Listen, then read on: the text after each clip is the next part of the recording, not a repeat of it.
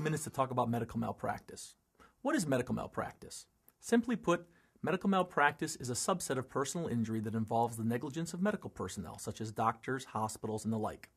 Your burden in the medical malpractice context is to prove the doctor was negligent and that the doctor's negligence caused you to be injured.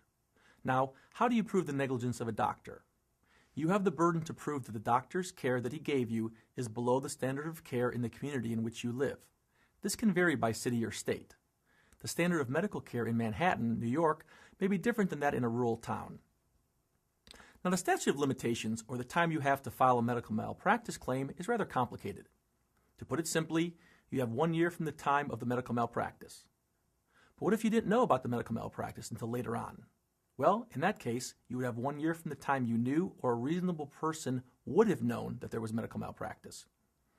Now, there are some more limitations on that, so it's important to contact a personal injury lawyer immediately when you think you or a loved one might be the victim of medical malpractice. And one other thing. In Ohio, it's not so easy to win a medical malpractice claim.